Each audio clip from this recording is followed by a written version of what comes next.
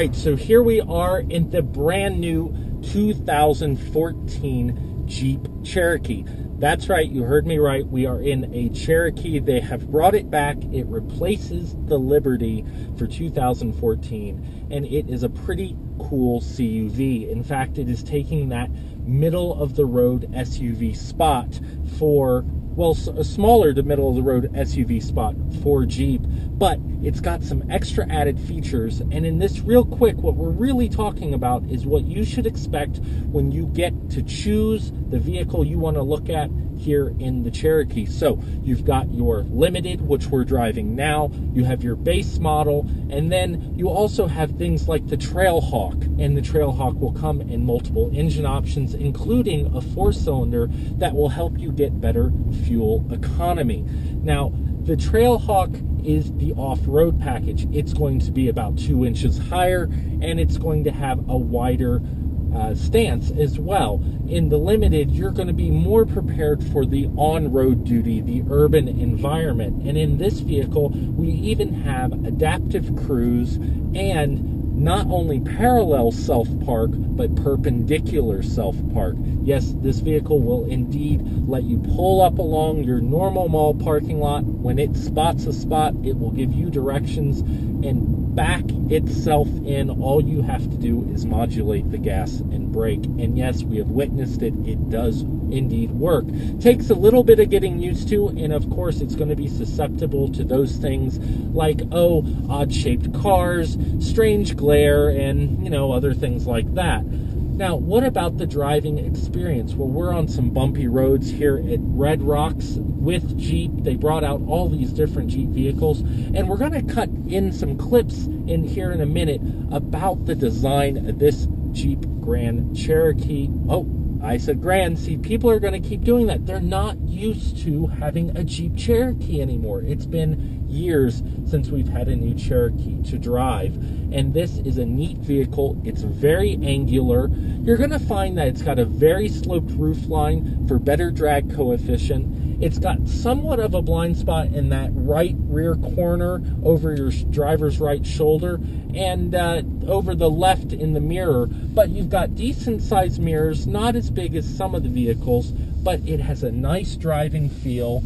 The steering in the 4-cylinder Trailhawk that we drove was a little lighter than I expected, but this Limited actually feels more variable to me, and that may just be the engine and steering differences from the different engines. So, and suspension setups. Remember, I said the Trailhawk is going to be a couple inches higher. Cherokee here. Cherokee is really our reemergence into the D segment, and that replaces the Liberty. And the Liberty was really connected more to the Wrangler side of the family. It was a box with a vertical windshield. The new vehicle has to be a lot more efficient for aerodynamics. So if it's going to be efficient, it's going to advertise that and look efficient and very modern. Fits into that D segment, like I said. I've got both versions here that you'll see the most of. On the left is a Limited. The Limited, a little bit nicer, a little bit more bright work on it. 18-inch polished wheel. You'll see the air dam come into play. It's a heavier aerodynamic package on that, sits lower to the ground. And then the Trailhawk, which we really treat as a different model, because or a whole different animal. A lot of difference in the Trailhawk, and that's really driven by the off-road community, the Jeep side of the family. Very unique in this whole segment. It's got a real low range to it. It's got a locking rear axle, which is really the magic into it. It sits higher. It's about almost 2 inches higher than the standard Cherokee. It's wider by about 2 inches, has its own specific off-road tire on the 17-inch rim. You'll see the approach angle is quite a bit different than this other vehicle, really for off-road. Horrible for aero, good for off-road.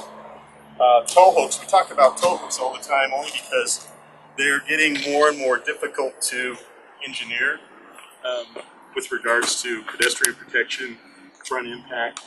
But we feel strongly that it's a necessary step. It's a piece of Jeep. If you're going to go out, you're going to put the vehicle in a situation where either you're going to get stuck or another vehicle needs to be recovered. you got to have a good robust tow hook. It's rated at 1.5 GBW on the car, 2 on the front, 1 on the back. Again, I wanted to really display the difference. You'll see in the Cherokee parked right in the middle of this range of vehicles that we're doing right now. The Cherokee, for me, very modern state, very aerodynamic, efficient looking, great looking vehicle. Fits neatly, more connected with the Grand Cherokee side of the family, but a really modern interpretation. All in all, in this real quick, what we notice is that there's great attention to detail. There's this double stitching up here on the dash. There's storage up here on the dash that you can put like a wallet into. You've got your flip-up storage under the seat.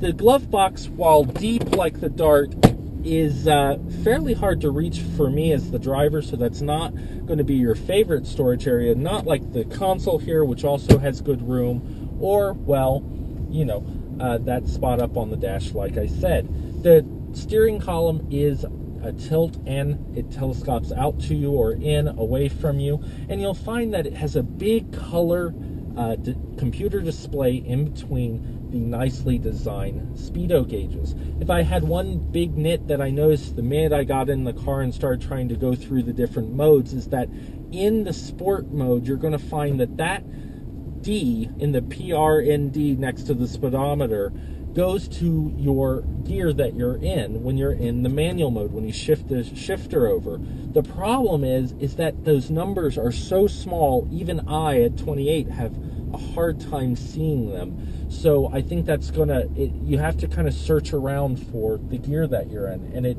takes a little bit of getting used to. And in the sun, because it is a color, display, it is going to wash out a little bit. So you're going to want to, take that into consideration. But all in all, it's got nice contrast, a good design. Of course, you've got the big touch screen here that controls most of your stuff, your radio, your controls. Like this vehicle here has heated steering wheel, heated and cooled seats in the front. Very cool. And of course, you've also got your phone and app controls all right here, along with the navigation. Jeep has done an interesting job with this, very angular outside design, and it's going to be interesting to see how consumers really respond to this vehicle. So from the Jeep event here at Red Rocks in Colorado, I'm Jonathan McCrew. This is Real Auto Reports, and we will see you down the road.